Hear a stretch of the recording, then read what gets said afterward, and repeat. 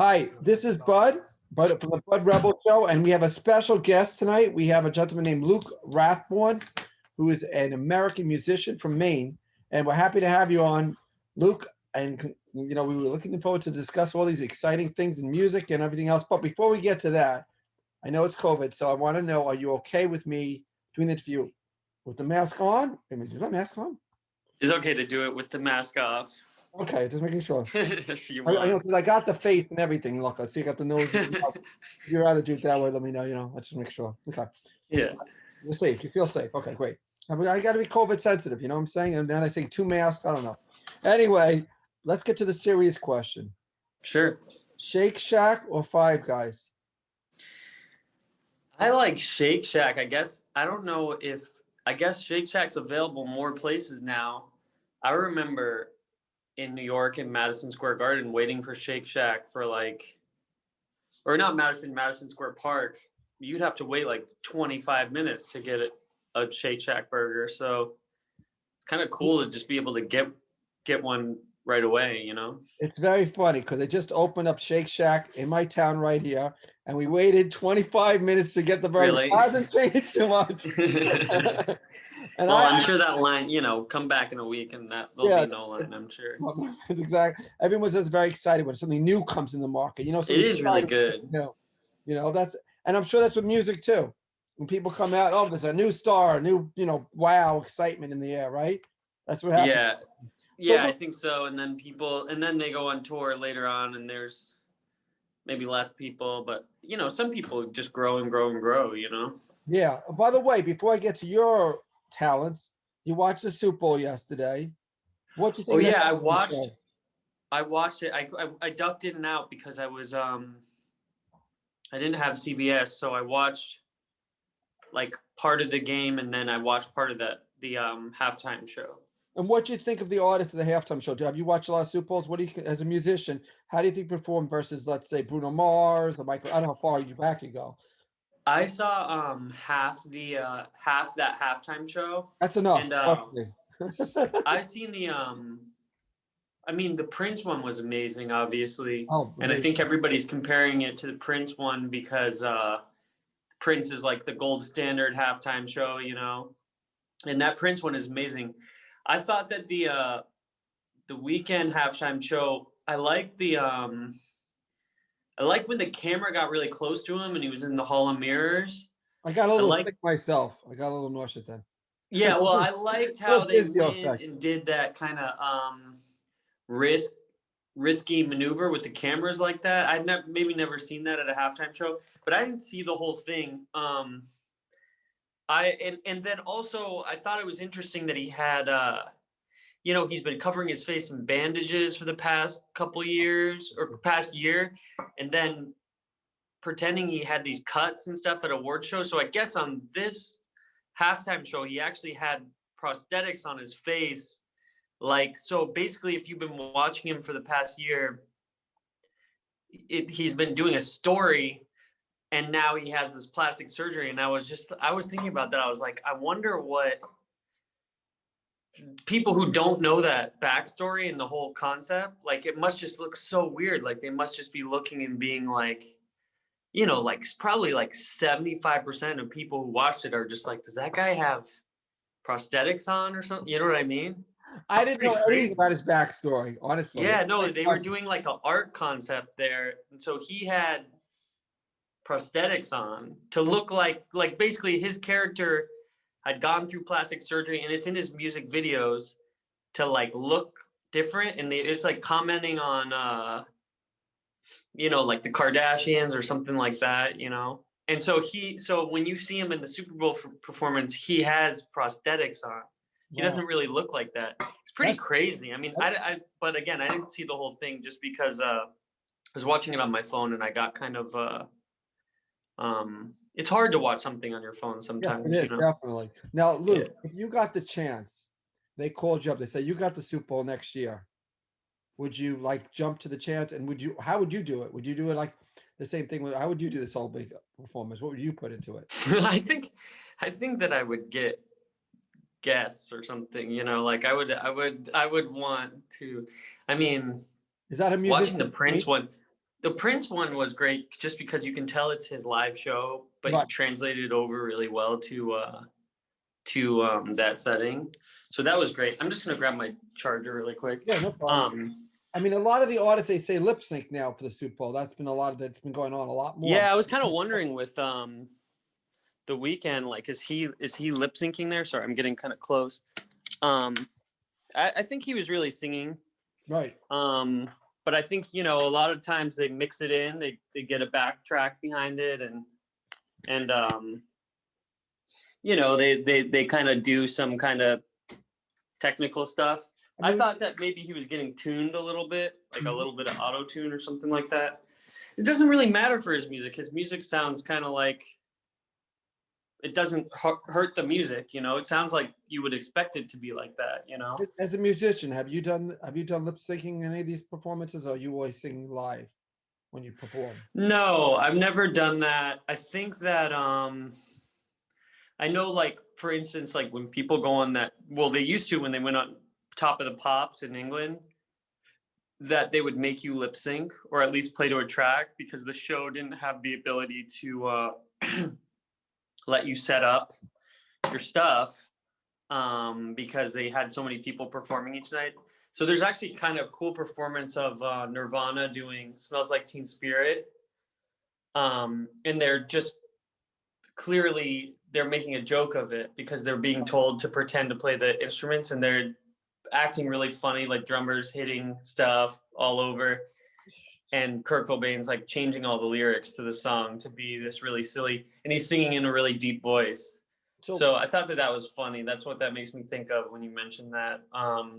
but I mean, like, when they say that the lip singing is like if you ever when you perform live, and all of a sudden the mic, does ever have a problem like the mic going bad or the sound going off? Do you ever have that problem when you have it, you have a song and turn mine, all of a sudden things, that ever happen when you were live on performance? Yeah, I've had like the mic channel go out before, and then if you're lucky, there's like another mic set up for the other like somebody doing back vocals, and you can go and grab that. You know what? It's a problem that happens sometimes too is that there can be grounding problem with the electricity, and so a mic can shock you, Mm, and that wow. that can actually be really dangerous sometimes. I saw somebody once get a shock, so they were just on the ground laying down, Wow, that's and someone had to crazy. come up and you know, like make sure they were okay. But I never that, knew, I didn't know singing that was that dangerous. Now I learned a new knew something, learned something new today. yeah, and sometimes people will take their guitar and they'll put um the like the string and tap it to the mic just to make sure, because if it was that kind of situation, it would spark. Wow, that's crazy. Now you started out at the age of, I think, 17 or 16 from Maine, and then you decided to come to the Big Apple and take a Mhm. big gamble. I'm sure when you first decided to do that, you weren't getting a lot of support from family, or did you get like everyone say, "Oh, Luke is going to be this big musician"? What happened? Like the support you got for doing this type of move at such a young age? My parents were really open-minded, so yeah, like when I first came to the city, I was 18 and I had graduated high school, and I moved into this theater that had little spot. It was a theater that wasn't no longer in function, and they had rented out their theater to a bunch of different people. So it was a couple, 300 or 400 bucks a month, and you would sleep and have a side, which is the walls they built for a theater, and they'd put a curtain around it, and and that was like a cheap place to stay for like maybe probably I was there for 4 or 5 months, and eventually I heard of a friend of a friend had a apartment open in Park Slope, so I moved to a room there, and it was more traditional apartment. But I got a really cheap start there, and I also signed up for a job at a recording studio that they had put in the description. Don't sign up for this if you're a musician and you want to be recorded. And so I just never talked about it, and it turned out to be this guy Joey Levine, who is the singer of Yummy Yummy Yummy. Oh, okay. Yeah, and he And eventually he heard through another person working there, they gave them my CD, which was this record I made when I was 16 and 17 called After Dark. And it was kind of up his alley because it was a lot of like based off um, like Beatles and Beach Boys and stuff like that. And he comes from bubblegum and kind of Tin Pan Alley in New York. So he had this kind of pop style, and so he, I think eventually I kind of got fired because he was like, I don't think you're good at working here, Oh my gosh, it's stuff. but but I want to record your music. And so he produced me. So wait a minute. So the studio that you work for, we initially worked for, said don't go there if you want to be a singer, and yet you Yeah. become the singer. So basically, we should ignore the help wanted signs. Just do what the hell we want when we get to those places. That's the advice you give everybody. Yeah, well, I mean, I think it also helps too if someone else, it was the studio manager there who had asked me for my music, and then he was listening to it and he handed it along. So it was kind of like I wasn't trying to I wasn't handing it over to him. So it Right. kind of helped. It helped to have a layer in between us, you know. Sure. But he's a really nice guy, and he actually the Ramones tried to get him to produce, and he wasn't interested. And Joey Ramone named himself after Joey Levine. His name is not That's Joey. But yeah, a lot of people were fans of this bubblegum pop style of music, which I'm trying to think, like it's almost like kind of like the Monkees or something like that, but it was the American version.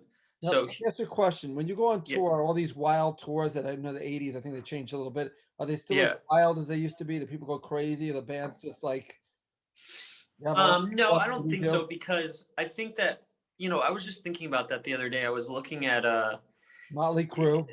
yeah, I was looking at David Lee Roth because when you watch a video on Facebook and then all of a sudden it's showing you all these other videos. So I at one point was watching Eddie Van Halen died recently. Yeah. And so I was kind of watching some of that stuff, and I got on to David Lee Roth and kind of learned about, Sammy Hagar versus David Lee Roth and stuff. Mhm. And David Lee Roth was giving this interview of his new band. This was after Sammy Hagar, and they're showing Steve Vai is in his band, and Steve Vai is super young, and they're just showing all these people in it. You look and you think like, wow, like there's so much money involved with these tours and with these records, and so I think that probably accounted for how crazy the people went, because they're just getting pumped full of a bunch of money, and the kind of being encouraged to be crazy and wild, whereas nowadays it's more like the band who is wild and crazy, they just kind of end up there's first off, there's not enough money to be wild and crazy like that, because but also I think people might back away from, I don't know if they would have as much longevity. Like the people I see touring now that are doing it in this way that is just intended to keep it going, keep the ship going, and so you're not selling records like you used to. So People are being really careful. you're not just a musician, you're also a producer. You also do like songs for like commercials. Am I right? For like what do you call those little things? Yeah, I do I do songs for TV and film. So Wow. I do Anyone that composing work as well. And that's something I got into over the past maybe 4 or 5 years. Um, and it's really cool. Like I really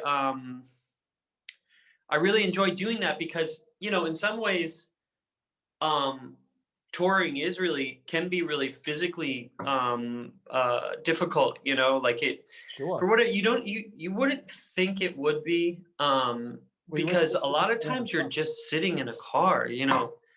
It's 80% of the time you're sitting in a car or a van or sometimes a bus, and you're just sitting there. You're in a car for Yeah, but then you got to hour get yourself drives, 10-hour excited. drives. You got to get all excited about the whole thing again. It's like it's hard to get excited when you're sitting in the car getting up and down like that. It's a lot of up and downs, I would assume. Yeah, and for some reason, just the travel kind of does something to your body, and I like you traveling get really 40 wiped minutes. That's out. it.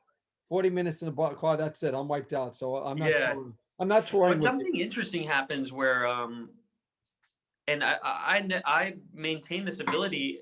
Once you go, on these 12 or 13-hour drives, there's some drives are really long, going from, say, Vancouver to San Francisco or something like that. Those are drives you're expected to make, and sometimes they get up to 14 or 15 hours, and you're doing these, a couple times a week, Wow. and you start to just kind of have this different relationship to that amount of time, and I've been able to maintain that, where now I can like that flight from New York to LA, that to me is not any time at all, That's So you wild. get this cool ability to kind of just Deal with it. go to a different zone, and some people are productive, but I've always found that some people might go into it with that intention, but a lot of people, you just end up kind of just spacing out, Yeah. So you produce music for other people, right? And you write. Yeah. You write music for other people also. Do you? Yeah, I started writing music for other people recently, and No. that's something I like to do. It's pretty cool. There's a lot of different genres now, and I'm comfortable working in different genres of music. Do I know any other Um, names that we might know that you wrote some music that you could tell us about? I really just started writing music, and really I've been writing music for like up and coming artists, so no one that anybody would have heard of yet. But that's a new thing for me, just starting to collaborate and do stuff for different artists. It seems really cool. But yeah, like I was saying, I got kind of off track. I composed the soundtrack for this series called Strangers, which was a show made by Facebook. They had a TV network. Wow. So I did a season and a half of that, and I've done some small indie movies soundtracks, and that's really fun work, and it's really what I was talking about with touring, it's like you get to stay home and do that, and that can be really cool too, Wait, do you do like advertisement jingles and stuff? Jingles that we heard on the radio or anything like that? Is that correct? Well, that's what Joey Levine ended up doing. The guy I was talking about, he came from yummy, yummy, yummy kind of stuff, and then went into jingles. Like he made "I'm a Nut," "Almond Joy," and "This is Budweiser," "This is beer," and all that kind of stuff. And that's cool work. He essentially told me that art was kind of being taken over by brands wanting to just get like Creedence Clearwater Revival or existing songs in their ads. So he said that kind of went out of style, but that's stuff that I've done a couple times, of just like, most of the time you're licensing your music, your songs that you made, to commercials and stuff, but every once in a while they'll want you to make something custom, and that's cool. And you know what, to be honest, if you're creative anyways, I'm not going to say it's easy, but it's, depending on the person, it can be pretty straightforward what they want. They usually just want something that sounds happy. I can imagine. I don't think you want the products to be depressing. How would you? So, and that's pretty much just major chords, So you come up with 4 chords and you do a couple minutes, maybe. It's also, that's what's weird about those kinds of jobs, even with TV. Sometimes you're making like 30 seconds of music.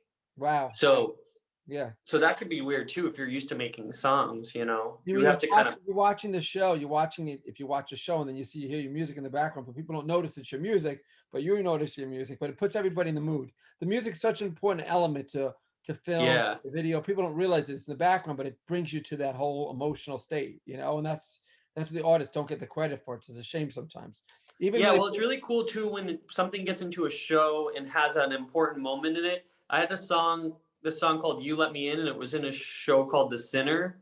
And I had a bunch of friends reach out, and they're always just kind of like, "Did I just hear one of your songs in the show?"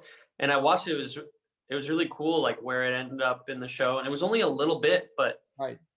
if you're in a certain part, a moment or scene, it can be really memorable, you know? Sure. That one was a part. How was your music different from other artists? How would you say you're the biggest? What's your little genre or whatever your little thing you might say is different than? I was talking to someone the other day about how when I was a teenager, I was really interested in that band, the Brian Jonestown Massacre. And what that band did was they kind of uh, like recreated a bunch of music styles. They went through a lot of different styles of music, and they would be like, even being making fun of the names or something. Like they'd call a record like, instead of the Rolling Stones had their Satanic Majesty's Request, they would name a record the second Satanic Majesty's Request, and then make these songs that were like kind of sounded like they were on that record, but more like crappy sounding, you know, because you don't have $1 million.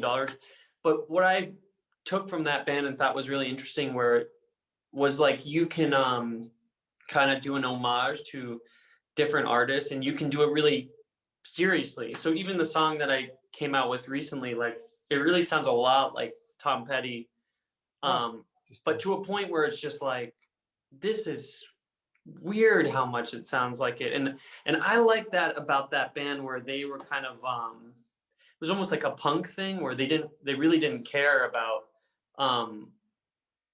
taking stuff and repurposing it for a different reason. And there's something really cool about that. So I would say that occasionally, if you're going through the records, you'll be like, oh, this is a Velvet Underground song, this is a this sounds like a Britpop Oasis kind of thing. And I kind of feel like I stole that from them, and that's kind of different. I always like doing that, and I still kind of do that sometimes. What advice do you give to the up and coming musician to try to make it like you did? And what do you what inspired them? I think that well, you know, I came into the music business when it changed a lot. So they stopped selling records pretty much, and so I think that, especially with the new generation of musicians, they're really smart about using social media and kind of tying, like there's no more like selling out, you know, like remember that used to be a thing of like, you know, some friends and I were talking the other day about how funny it is that one of the biggest issues that like Nirvana had was that they got so successful, you know, and they were kind of ashamed of being successful, where nowadays it's like, it's crazy to think about that like that used to be a concern, like people used to be concerned about getting successful. Yeah, that's interesting. Wow. Jack, I wanted to ask you. Luke, I'm sorry. Luke, Jack's your real name, by the way. Luke, Jack's my brother's name. don't tell anybody. I wanted to ask you, 10 years from now, where are we going to see you? What's going to be what's Luke's new thing going to be from 10 minutes from now? I was thinking in 10 years, hopefully I'll be doing a lot more composing, because that seems like a job for, you can be in your 20s, 30s, 40s, 50s, 60s, you know. It's something that I would enjoy doing, you know. I don't think, you know, like the Rolling Stones or whatever, those are rare exceptions, but it does, those guys are pretty old now. They're older guys, you know? That is crazy. Luke, I want to tell you, it's been a real pleasure speaking to you today. We've learned a lot of new things that we never would have thought about. And we want to wish you all the best. Thank you for coming to the Bud Rebel Show. All the best, and keep up the good music. All right. Thank you so much, bud. Have a good day. You too. Thank you.